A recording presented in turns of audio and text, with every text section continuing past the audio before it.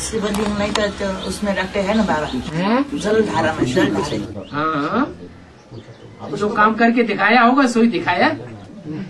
ऐसा काम कोई मनुष्य कर सकता है कि रहे कीचड़ के अंदर, कीचड़ की दुनिया में ही जगह पड़ा रहे और मन बुद्धि आत्मा से उपराम रहे? ऐसा काम कोई मनुष्य करके दिखा सकता है? मनुष्य की तो बुद्धि तो और उसमें लिपट जाएगी, संग का रंग लग जाएगा। चाहे वो इब्राहिम हो, चाहे बुद्ध हो, चाहे क्राइस्ट हो, चाहे कोई भी बड़े से बड़े महात्मा हुए हो, अगर गृहस्थी के अंदर रहेंगे तो गिरी हस्ती बन जाएंगे। और शंकर जी ऐसे बढ़िया गृहस्थी है कि उनका चित्र देखो कैसा दिखाया गया, उसी में रहे पड़े हैं। क्या पार्वती का, स्त्री का जो रूप दिखाया गया है, स्त्री चोला, उसी में रहे पड़े हैं, 24 घंटे वहीं रहे पड़े हैं। लेकिन फिर उनकी पूजा किस आधार पर होती है? पूजा का आधार क्या होता है? प्योरिटी। किस आधार की प्योरिटी? ब्रह्म कुमारियां क्या समझती है? तो पतित है। अरे पतित नहीं है, मन बुद्धि से उपराम है। इंद्रियां भले हैं, दिखाई पड़ रही हैं। जैसे कोणार्क मंदिर में देवताओं के चित्र कैसे हैं? गंदे गंदे चित्र दिखाए हैं। फिर गवर्नमेंट में ताकत है उन चित्रों को बंद कर सके? इतने अश्लील जो चित्र दिखाए हैं देवताओं के, गवर्नमेंट में ये ताकत उन चित्रों को निकाल के बाहर करे? जरूर कोई पावर है। क्या पावर है? वो पुरुषार्थी जीवन के चरित्र है।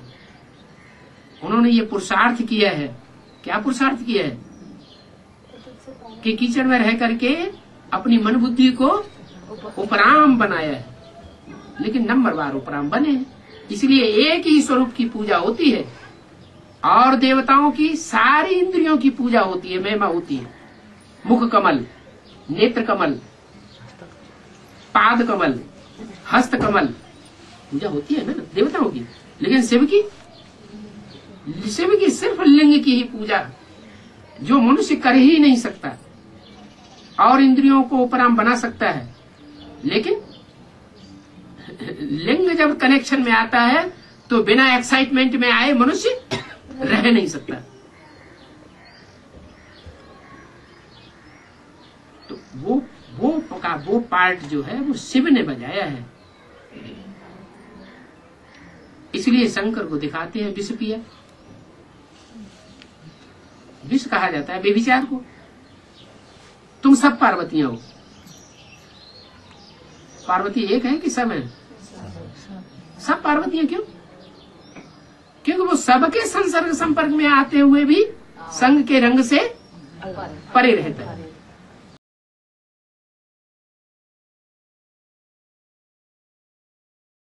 बाबा अगर बाबा के क्लास में आते समय अगर कोई विघ्न आता है तो उस आत्मा के प्रति व्यर्थ संकल्प चलते हैं, तो ये बात ठीक है क्या?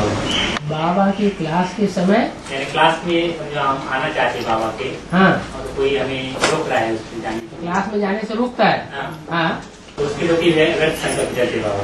तो समझना चाहिए कि जो रोक रहा है पूर्व जन्म का कोई ऐसा हिसाब किताब है कि जब उसने सच्चे रास्ते पर वह चला होगा तो हमने उसको रोका होगा, तो वो अब हिसाब किताब पूरा कर रहा है।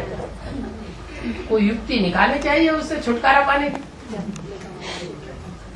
उसको दुश्मन थोड़ा ही समझना है। दुश्मन तो नहीं समझता। हाँ, कैसे युक्ति कैसे निकालनी? कोई न कोई युक्ति, वो कैसे भी युक्ति करनी, वो नहीं नहीं तो वही है।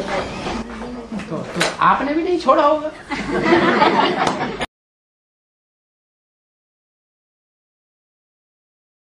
बाबा कहते हैं शमशान घाट में जाओ। शमशान घाट में बहुत वैराग आता है लोगों को। जो कोई मर जाता है शमशान घाट में लेके जाते हैं तो वैराग आता है। वहां तुमको बहुत ग्राहक मिल जाएंगे। क्योंकि दुनियादारी में तो कोई टीवी देख रहे हैं, कोई अपने मकान महलमाड़ियां बनाने में लगे हुए हैं, कोई कारखाना बनाने में लगे हुए हैं, कोई किसी धंधे धोरी में फंसे हुए हैं। सबकी बुद्धि कुछ न कुछ फंसी हुई है, बड़े उमंग उत्साह में लगे हुए हैं। तो हमारी बात अभी नहीं सुनते। तो शमशान घाट में जाओ, वहाँ बहुत ग्राहक मिलेंगे, यहाँ पर प्रदर्शनी लगा करके समझाना चाहिए। जब तक कि मुर्दा जल करके पूरा हो जावे तब तक प्रदर्शनी सुनाते रहो। सुनेंगे तब तो सुनाएंगे ना, तो सुनता ही नहीं, क्या करें। कितनी बार गए शमशान घाट में, कितनी बार गए? अरे भाई सुनेंगे तभी तो तुम सुनेंगे तो तब तुम बताओ कितनी बार गए? एक बार भी नहीं गए ना? जरूरत ही नहीं जानी। बाबा कहते तो झूठ थोड़ी बोलते, जाने के लिए बोल रहे हैं बाबा। वहाँ तुमको बहुत ग्राहक मिलेंगे, तब तक जाकर सुनाना चाहिए जब तक मुर्दा जलकर पूरा हो जावे। अच्छा, कोई ने ना भी सुना, चलो तुम कहते हो कोई नहीं सुनता, कोई नहीं सुनता, तो भी तुम्हारा हार्ट फेल नहीं होना चाहिए। क्या कोई न भी सुने तो भी तुम्हारा हार्ट फेल नहीं होना चाहिए। फिर दूसरे दिन, फिर तीसरे दिन जाते ही रहना चाहिए। कभी न कभी तो दुनिया मुर्दा घाट बनेगी। जब सारे मुर्दा घाट में पहुंचने लगेंगे तो तुम्हारी बात बहुत, देखो ये कितने दिन से हमारे लिए मेहनत कर रहे थे और हमने इनकी बात नहीं सुनी, तो सर्विस तो बहुत है।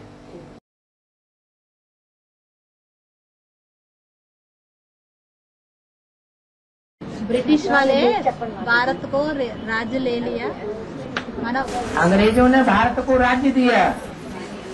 हाँ हाँ, अंग्रेजों ने भारत से राज्य ले लिया। हाँ, उसको खत्म किया।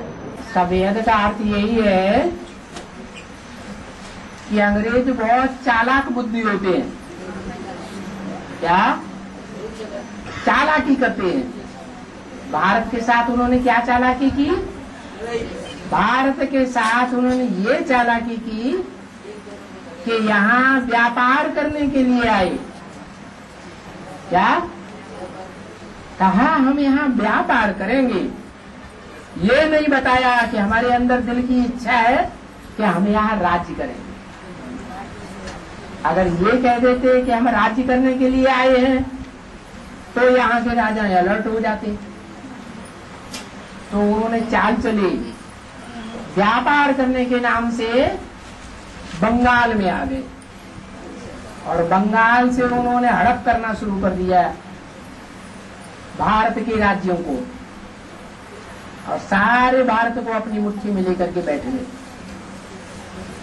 क्या यहाँ भी क्या होता है संगम युग में? है क्या होता है? ब्रह्मा बाबा ने, कृष्ण की आत्मा ने, कृष्ण और कृष्ण की राशि एक ही है ना, तो उनका काम कहाँ से शुरू हुआ? अरे उन्होंने व्यापार कहाँ कर किया था? है कलकत्ता में व्यापार शुरू किया था ना, और वहां से व्यापार शुरू करके ऑल इंडिया में ब्रह्मा कुमारी ईश्वरी विश्वविद्यालय फैलाई दिया। फिर क्या हुआ?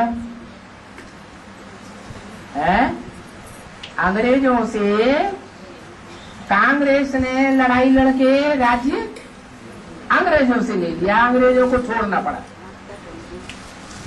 यहाँ भी ऐसे ही है।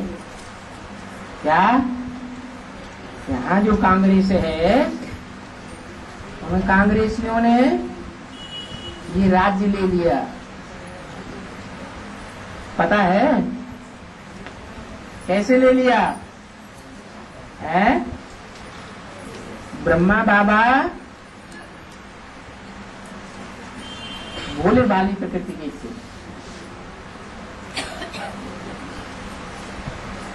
भोले वाले होने की वजह से कुछ आत्माओं ने सारे ब्राह्मण परिवार की संपत्ति का रजिस्ट्रेशन करा लिया, और रजिस्ट्रेशन कराने के बाद उनकी आत्मा हताश हो गई, हाथ फेल हो गया।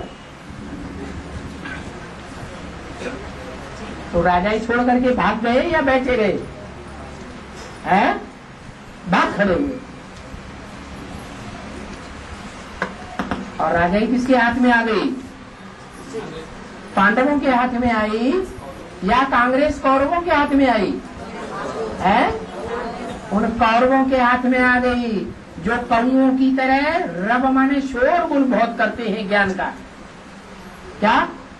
शिव बाबा आया हुआ है, शिव बाबा आया हुआ है, विनाश होने वाला है, ये होने वाला है, वो होने वाला है। और जब उनसे प्रश्न पूछे जाते हैं तो मुंह बंद कर देते हैं।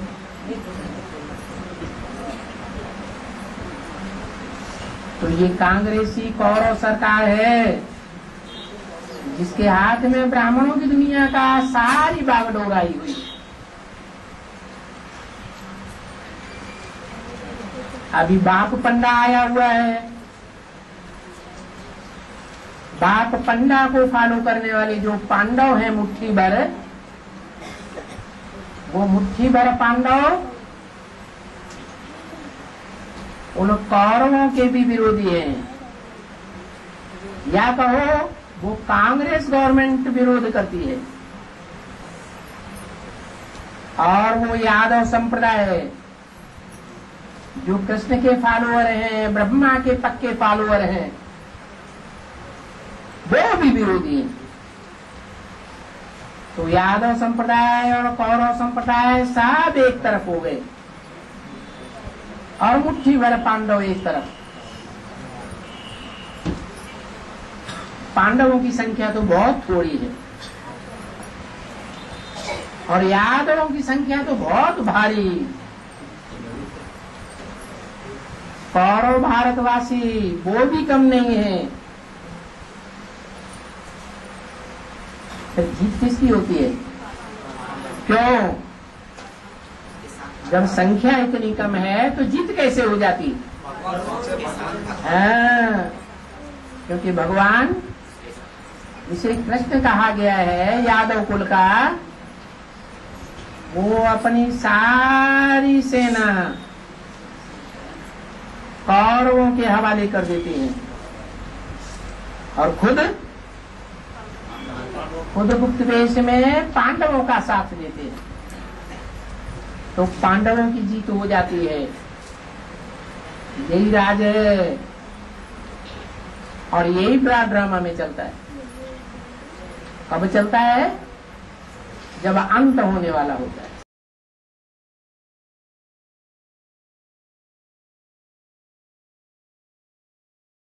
Baba, हाँ। first impression is best impression. हैं? First impression is best impression. हाँ, फर्स्ट बेस्ट नहीं, first impression is the last impression. पहला प्रभाव जो पड़ता है जिसका, उसी का लास्ट प्रभाव तक पड़ता रहता है अंत तक। इसका मतलब ये है कि जिसने हमको ज्ञान दिया, चाहे बेसिक नॉलेज दी और उसके बाद समझो किसी ने एडवांस नॉलेज दी, तो ज्यादा प्रभावित हम किससे हो गए? बेसिक नॉलेज देने वाले से ज्यादा प्रभावित हुए या आखिरी ने एडवांस नॉलेज देने वाले से ज्यादा प्रभावित हुए? हैं? एडवांस देने वाले से प्रभावित हो गए और प्रभावित होकर के हम ज्ञान में चल पड़े। तो आखिरी तक ज्यादा प्रभाव किसका रहेगा? बेसिक देने वाले का ज्यादा प्रभाव रहेगा या एडवांस देने वाले का ज्यादा प्रभाव रहेगा? अगर एडवांस देने वाला जिंदा बना रहे तो किसका ज्यादा प्रभाव रहेगा? एडवांस देने वाले का ज्यादा प्रभाव रहेगा। तो फर्स्ट इम्प्रेशन हुआ ना, फर्स्ट इम्प्रेशन वही लास्ट इम्प्रेशन, लास्ट तक वो प्रभावित करती रहेगी आत्मा।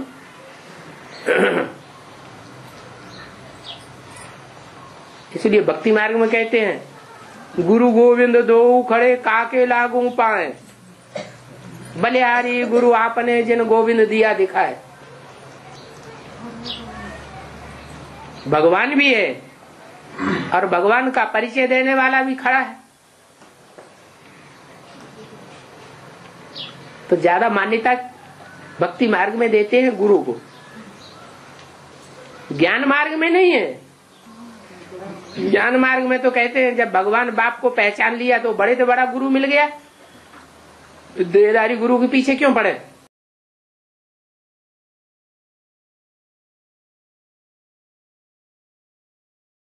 जो ज्ञान में बड़ा तो बड़ा और ज्ञान में छोटा तो छोटा। तो दोनों माताओं में बड़ी माता कौन हुई और छोटी माता कौन हुई? है? बड़ी माता। छोटी मम्मी जो लक्ष्मी बनेगी वो बड़ी माँ हो गई, क्योंकि ज्ञान को सुनने के साथ साथ, सुनाने के साथ साथ धारण भी किया। तो ज्ञान को धारण करने वाला बड़ा हुआ या सिर्फ सुनने सुनाने वाला बड़ा हुआ? धारण करने वाला बड़ा हो गया। तो ज्ञान के आधार पर तो वो बड़ी माँ हो गई। लेकिन जो अज्ञानी बच्चे हैं, इस्लामी, बौद्धिक, क्रिश्चियन, दूसरे दूसरे धर्मों की जो पैदाइश है जगत में, वो कौन सी माता से? जगत माता से है या भारत माता से? जगत माता से है। वो संग के रंग में ला करके जगत माता की बुद्धि खराब कर देते हैं।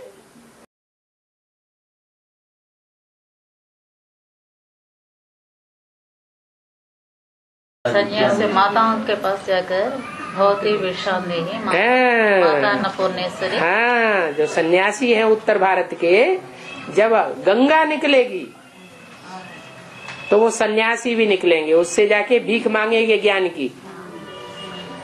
क्या? ज्ञान की। हाँ, क्योंकि पवित्र है ना, जन्म जन्मांतर की पवित्रता के संस्कार तो है ना।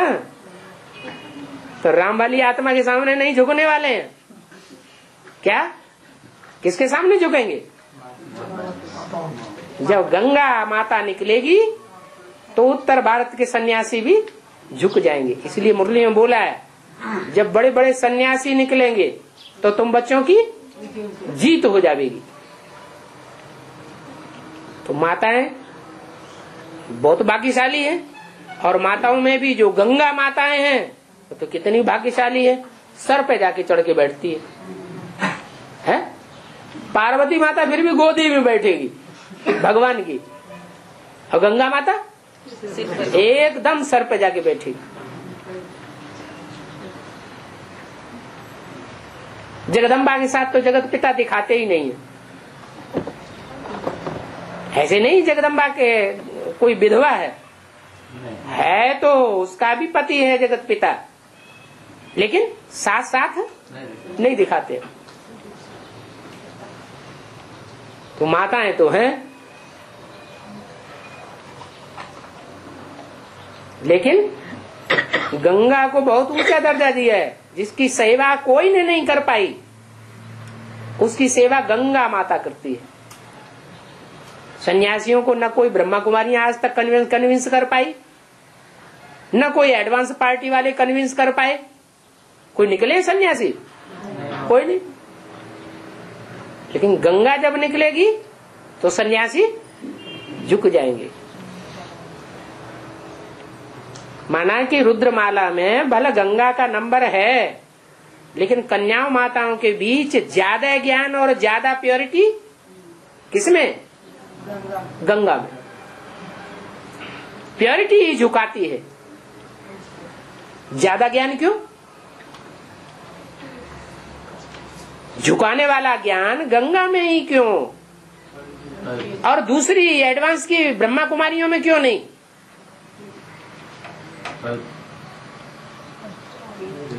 क्योंकि ज्ञान भी 4 अवस्थाओं से पसार होता है।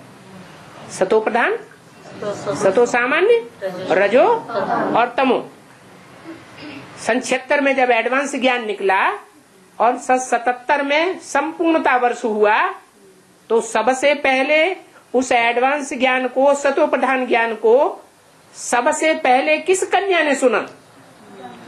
और बहुत लंबे समय तक सुना। शुरुआत में इतना ज्ञान का पक्का फाउंडेशन और कोई कन्या ने नहीं डाला। जगदम्बा ने भी नहीं सुना, क्योंकि जगदम्बा तो उस समय 9 साल की बच्ची थी, और गंगा तो समझदार थी।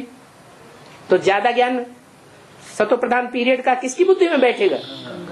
गंगा की बुद्धि में बैठता है। लेकिन संस्कार गंगा में वही सन्यासियों के हैं। सन्यासियों के साथ रहते रहते बच्चों का भी माँ के ऊपर असर पड़ता है कि नहीं? है तो गंगा प्रवृत्ति मार्ग की। किसकी धरणी है? अरे गंगा धरणी किसकी है? गंगा का पति कौन है? अरे कोई दूसरा कोई पति है? कभी सुना नहीं। गंगा को धारण करने वाला गंगाधर एक ही है।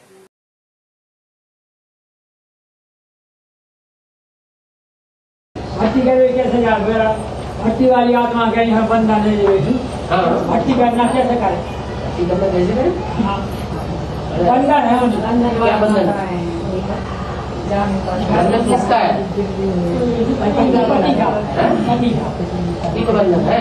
उन्होंने बंधन डाला होगा। भक्ति कहना होगी बाबा। बंधन डाला होगा तो बंधन मिला हुआ है। बाबा हल्की हो रही है ना। जितना ज्यादा बंधन मिल रहा है, जितना ज्यादा बांधा बूंदी हो रही है, तो हल्की हो रही है या बोझ चढ़ रहा है? हल्की हो रही है। जितना उन्होंने बंधन डाला है उतना उसको रिवर्स मिल रहा है। तो खुशी खुशी बंधन सहन करना चाहिए। जो बंधन को छोड़ के भाग जाते हैं वो कितने अच्छे हैं।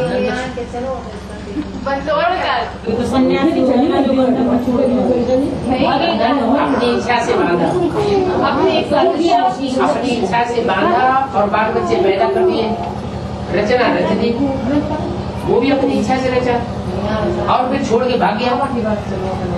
तो एक तो शादी की ये बंधन बांधा, दूसरे बच्चे पैदा किए दो चार ये बंधन बांधे और फिर सब बंधनों को तोड़ करके भाग गया। तो उसे सन्यासी कहेंगे? क्या कहेंगे? और तो सन्यासी है, सन्यास कुल का है। नहीं तो जो बांधा है खुशी से, उसको खुशी से तोड़, खुशी से अच्छे से जाए और अच्छे से आए।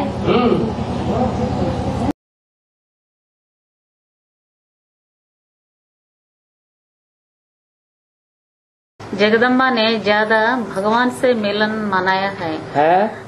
उनका यादगार बड़ा मेला है। वैसे ही और नदियां है ना। उन्होंने तो कम मिलन मनाया। तो छोटा मेला लगता है, मनाया है। उनका क्या यादगार होता है? मेला वो लगता है ना गंगा नदी के किनारे। इलाहाबाद में मेला लगता है और नदियों पर भी मेला लगता है और छोटे मोटे मेले लगते हैं। जगदम्बा का बहुत बड़ा मेला लगता है। और भारत की नदियों में मेला लगता है, विदेश की नदियों में मेला नहीं लगता। माने भारत की नदियों ने पतित पावन बाप के साथ मिलन मेला जास्ती मनाया है, विदेश की नदियों ने मेला नहीं मनाया है। वह पहचान ही नहीं पाती तो मिलन मेला कहाँ से मनाएंगे।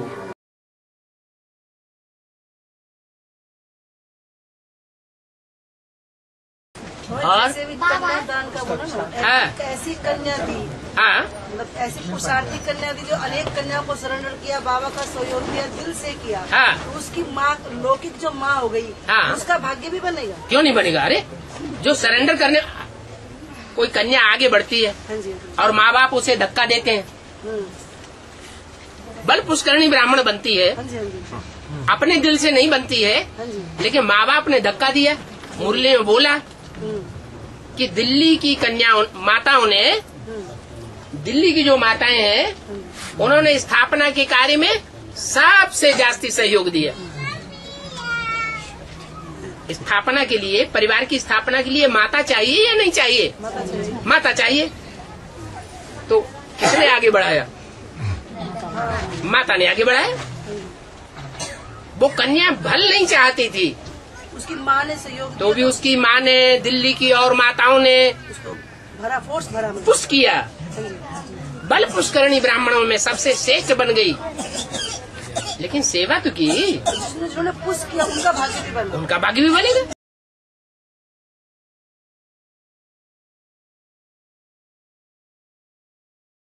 ऐसा ब्राह्मणों का जीवन होना चाहिए।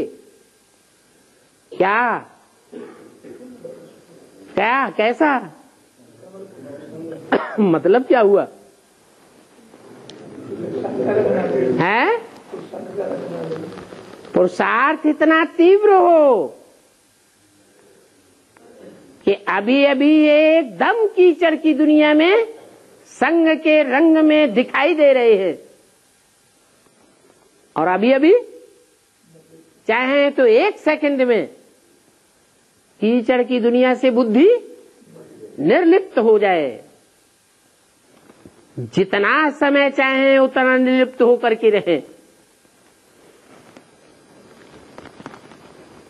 चाहे तो कीचड़ की दुनिया का मनन चिंतन मंथन करे, गहराई में जाए, और न चाहे तो न करे। कीचड़ की दुनिया में जाकर के भी चाहे तो हीरे जवाहरात जैसे ज्ञान रत्नों को निकाल के लावे, लेकिन कीचड़ से प्रभावित न हो, बुद्धि एकदम निर्लिप्त बनी रहे।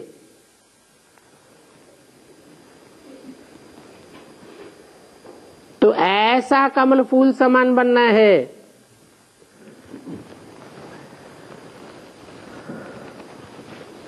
यादगार भी बनी हुई है। क्या यादगार बनी हुई है?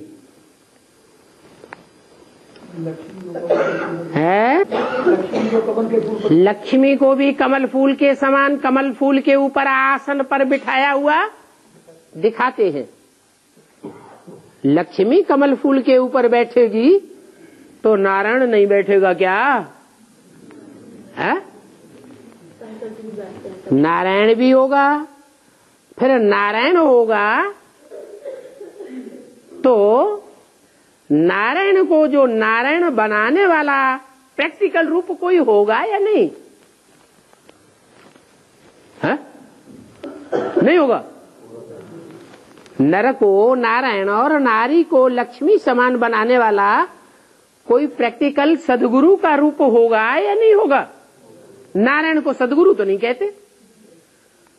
कौन होगा? उसे कहते हैं शिव शंकर भोलेनाथ।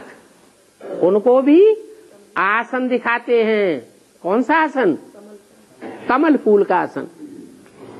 इसका मतलब ये हुआ कि तीनों ही आत्माओं का पुरुषार्थ कमल समान जो जीवन बिताने वाला है उसके ऊपर भी आसन बनाकर बैठने वाला है।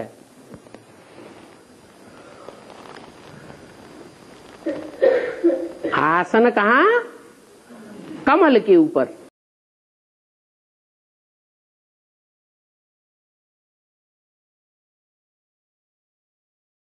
बाबा तोते को ज्ञान की कंठी दिखाते हैं।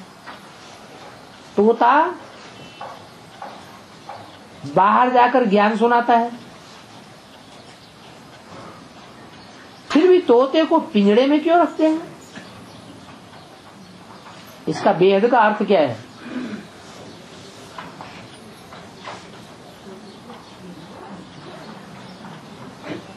जो रुद्रमाला के मणके हैं वो सब क्या हैं? सब तोते हैं।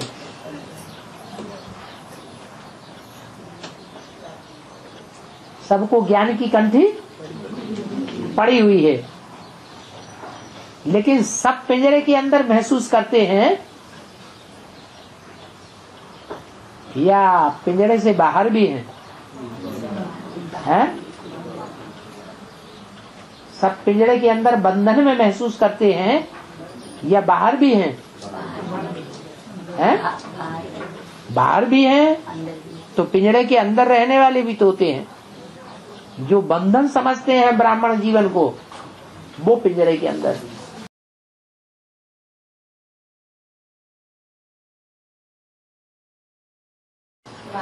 हाँ कन्या है तलवार, हाँ तो तलवार पकड़ने वाली शक्ति कौन है? आत्मा। आत्मा पुरुष है कि स्त्री है? जो पुरुष है, वास्तव में जो पुरुष हैं, आत्मा है, वो उसको पकड़ के रखेंगे। बाएं हाथ से ढाल पकड़ी जाती है, दाएं हाथ से पवित्र चीज पकड़ी जाती है। हाँ, तो जब युद्ध करने का समय आएगा हाँ तब की बात है। हाँ, मैं बोल रही हूँ आपको। अभी युद्ध करने का समय नहीं है। अभी माया से युद्ध चल रहा है कि नहीं चल रहा है? चल रहा है। जब माया से युद्ध घड़ी घड़ी चल रहा है तो ढाल को आगे रखना चाहिए कि नहीं रखना चाहिए? कि कन्याओं को आगे कर देना चाहिए? ढाल को आगे रखो, कन्याओं की सेफ्टी करो।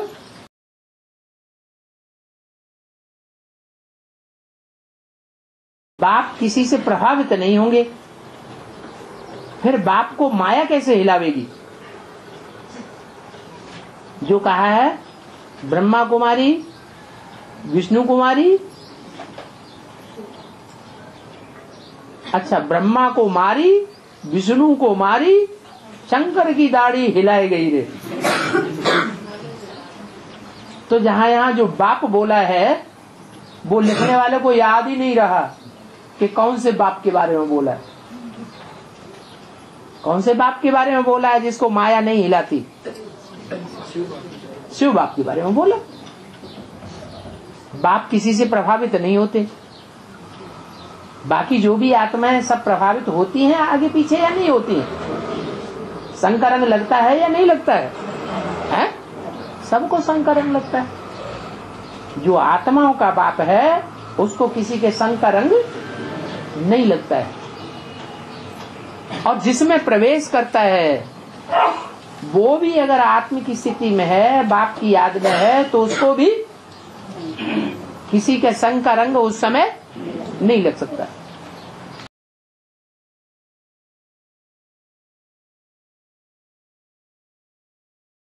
तो सरस्वती की आत्मा जो है वो ब्रह्मा से भी ठीक है ना ज्ञान में? हाँ जी। वो क्यों प्रवेश नहीं कर सकते हैं बाप में?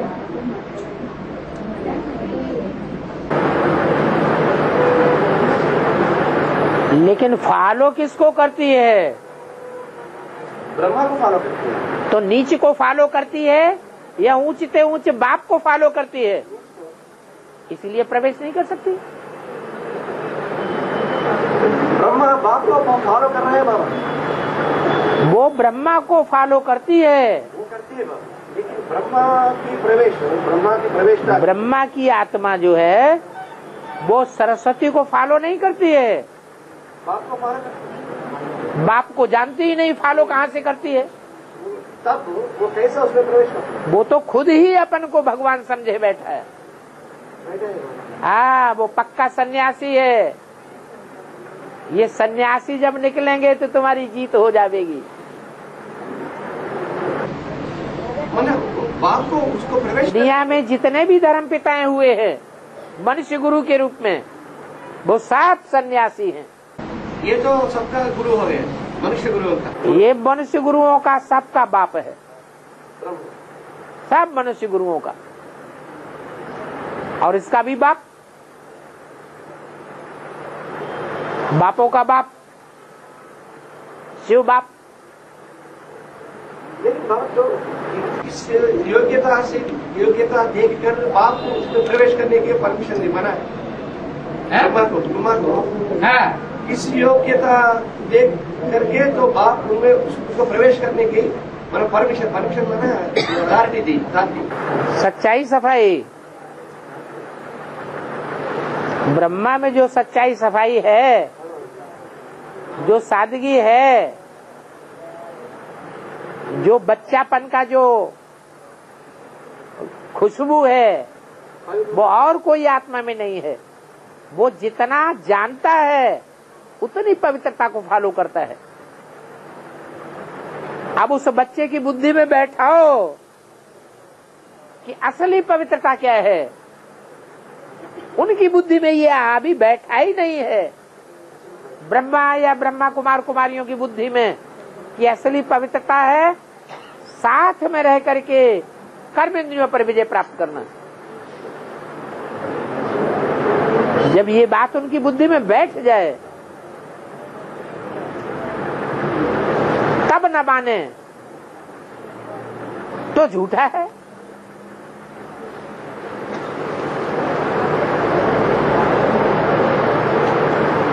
इसलिए शिव बाबा ने मुरली में कहा है, मेरा प्यारा बच्चा कौन सा है? कृष्ण बच्चा मेरा प्यारा बच्चा है, ब्रह्मा ही मेरा प्यारा बच्चा है।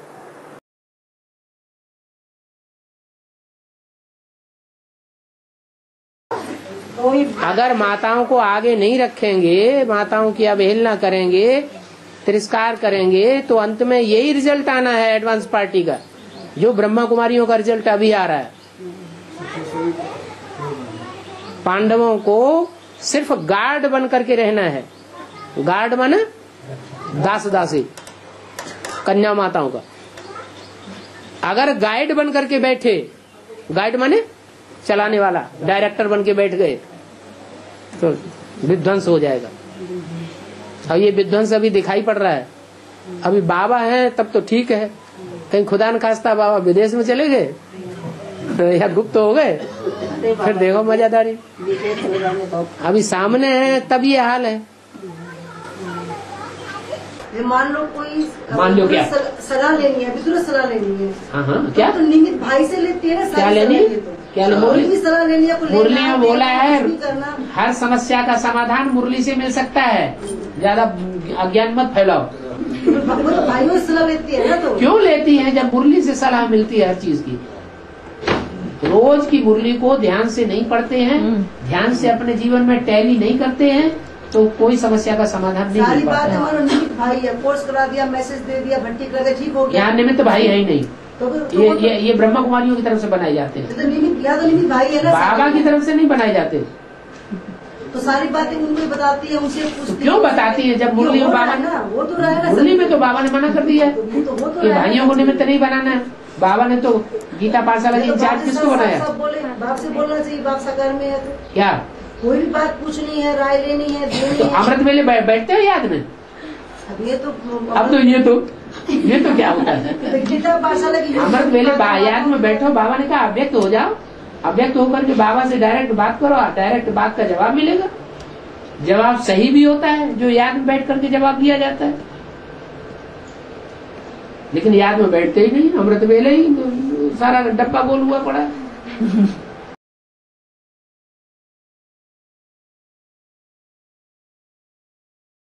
अहमदाबाद में कौन सा ग्रुप है?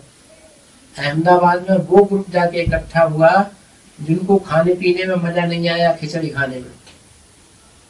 दशरथ पटेल भी इसी बात से टूटे हैं।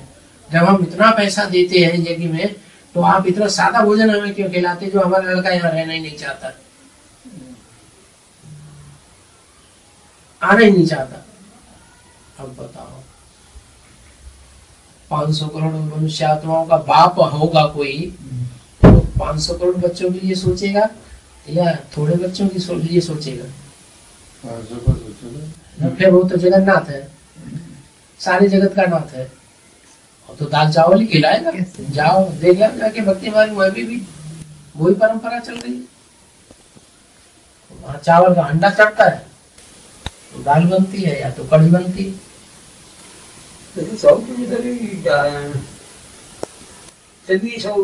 हम गुरुद्वारों में भी गए, देखा हमने, बहुत सादा है, सिर्फ दाल रोटी, ज्यादा चक्कर नहीं है। मिष्ठान मेवा नहीं दिया जाता, माँ की दाल सूखी रोटी। तो वो लोग जो वहाँ असंतुष्ट रहे कंपिल में, फरुखाबाद में, वो जाके दशरथ पटेल के यहाँ पूरी खीर पूरी खा करके मस्त हो गए। बस हो गया ज्ञान इतने।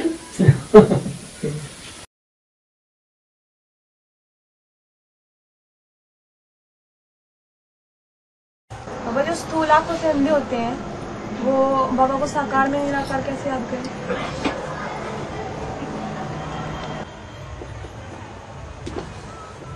वो कोई भी इंद्रिय से अपंग होते हैं।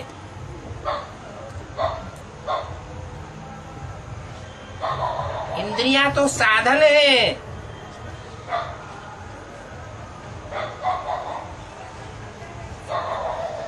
आत्मा उन साधनों को उपयोग करने वाली है। कोई इंद्रिय अपंग होती है। मान लो इंद्रियों में मुख्य है आंखें, और आंखों से अंधा है, तो आत्मा की जो शक्ति आंखों में जानी चाहिए वो और इंद्रियों में वितरित हो जाएगी या नहीं हो जाएगी? है? आत्मा की शक्ति आंखें नहीं है, तो आंखों की जगह और इंद्रियों में शक्ति भरने लग पड़ती है। बहुत से अंधे ऐसे देखे होंगे जो सिर्फ स्पर्श करने मात्र से व्यक्ति को पहचान लेते हैं। उनके स्पर्श करने की शक्ति बढ़ जाती है। तो ऐसे नहीं है कि आंखें ही देखने का काम करती है, उनकी और इंद्रियों में भी देखने की शक्ति होती है, अनुभव करने की शक्ति होती है। इसलिए ऐसे नहीं समझना है कि जो अपंग है वो भगवान के साकार स्वरूप को अनुभव नहीं कर सकते। जैसे मान लो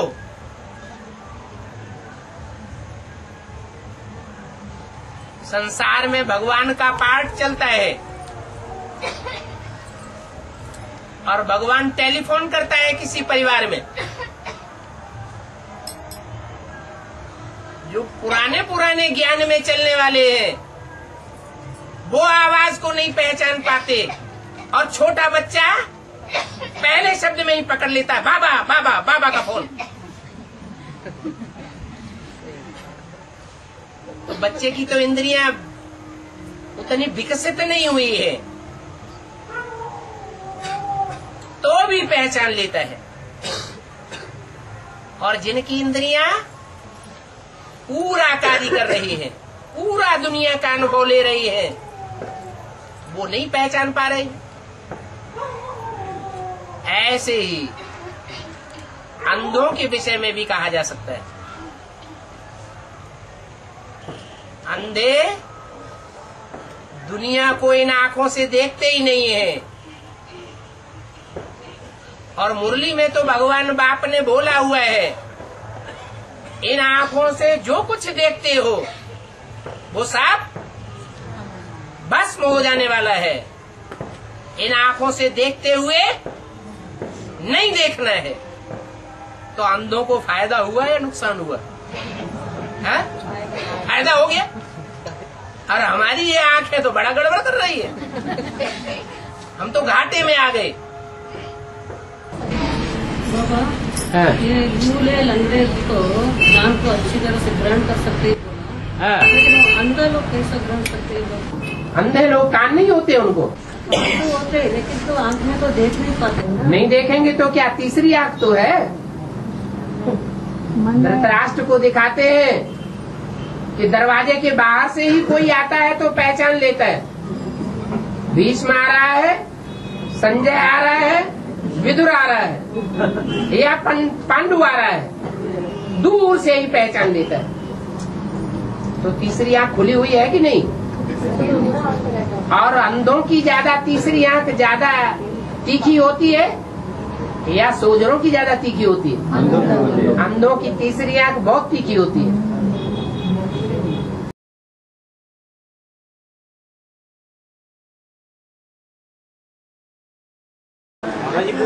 कालिका हजार पूजा दिखाया है। हाँ, क्या मतलब क्या है? हाँ, मतलब सहयोगी हमको बेसिक नॉलेज में भी अम्मा चिल्लाते रहे या नहीं? अभी भी ज्यादातर ब्राह्मण जो है वो अम्मा को चिल्ला रहे हैं, अम्मा को आह्वान कर रहे हैं गुलजार दादी के तन में, या बप्पा को आह्वान कर रहा है कोई? अम्मा को आह्वान कर रहे हैं। अच्छा, एडवांस नॉलेज में क्या हाल है?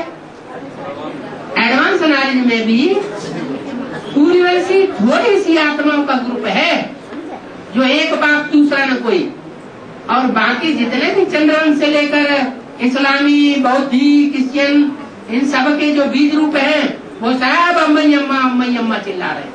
लेकिन बाबा माता पिता दोनों की तरफ तो रिगार्ड होना चाहिए, दोनों की तरफ होना चाहिए ना। हाँ?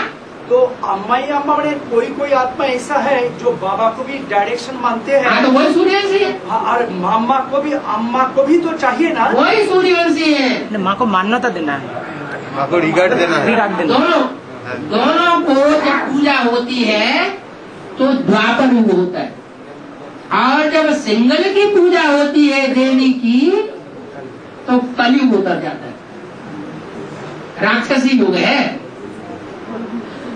द्वापर युग में इतना द्वैतवाद प्रखर नहीं होता है, इतने झगड़े नहीं होते। कलयुग में आने के बाद कलह क्लेश बहुत बढ़ जाते हैं।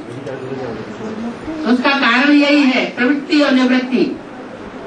जो असुर होते हैं अरे बप्पू जी तुम्हारा घटो, हमारा काम बने, हम सत्ता के ऊपर काबिज हो जाए।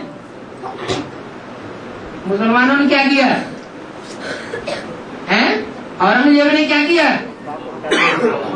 बाप को जेल में डाल दिया, सत्ता हत्या ली। और ब्रिटिश गवर्नमेंट में भी हिस्ट्री में क्या हुआ?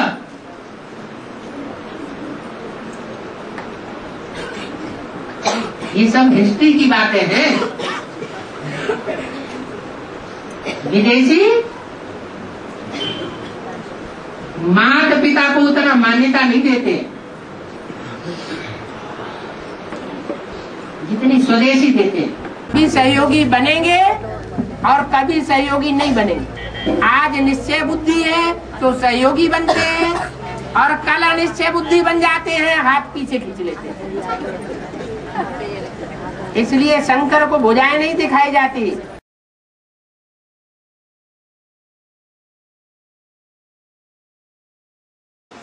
मुसलमान का कहना है कि अल्लाह मियाँ ने जन्नत रची,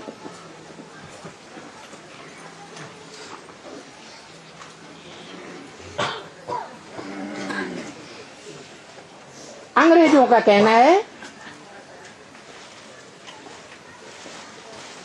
कि वो ऊंचे ऊंचे गॉडफादर हेवनली गॉडफादर है, क्योंकि हेवन की रचना रचता है। हेवन माना भी स्वर्ग है और जन्नत माना भी स्वर्ग, परंतु कैसे रचता है, कब रचता है, ये बात उनकी बुद्धि में नहीं बैठती। क्योंकि भगवान बाप जो निराकार आत्माओं का बाप है, वो इस सृष्टि पर आकर के साकार रूप भी धारण करता है। उस साकार को उन्होंने नहीं पहचाना, न पहचानने के कारण उसकी आज्ञाओं की अवहेलना की, वाणी की अवहेलना की, अवज्ञाकारी बने, नाफरमान बने।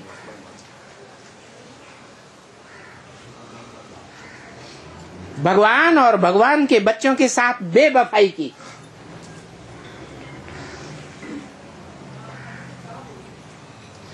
बेईमानी भी की।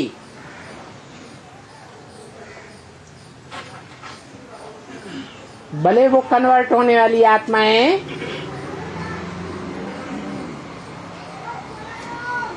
जो भगवान के आने पर ब्राह्मण भी बनती हैं,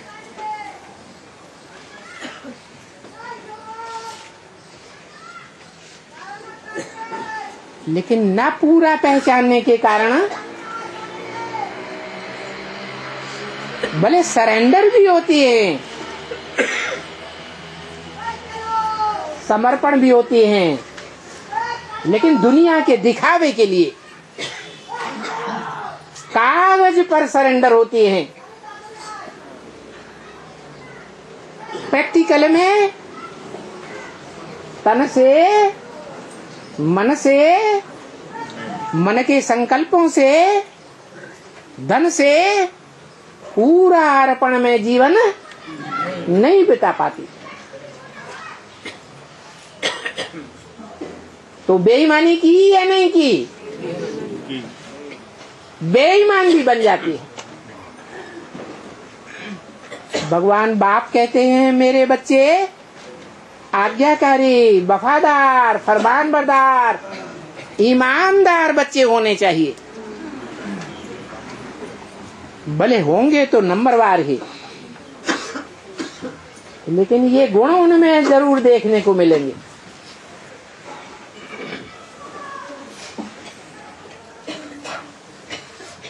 तो वो और धर्मों में कन्वर्ट होने वाली आत्माएं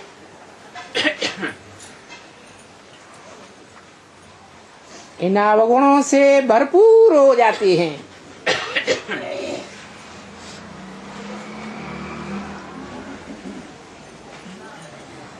इसकी उनको सजा मिल जाती है।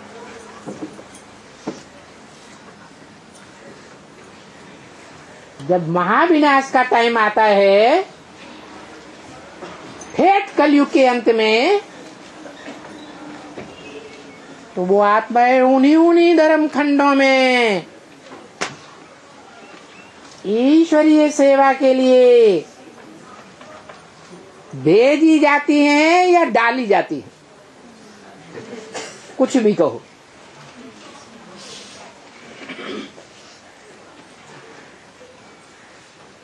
तो उन धर्म खंडों में उनको सेवा करने में तकलीफ होगी या सहज होगा? बहुत तकलीफ होती है।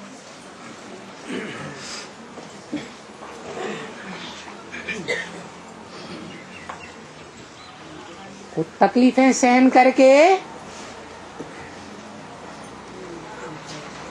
अपने संगम युग के बहुत सारे पाप काट लेती है।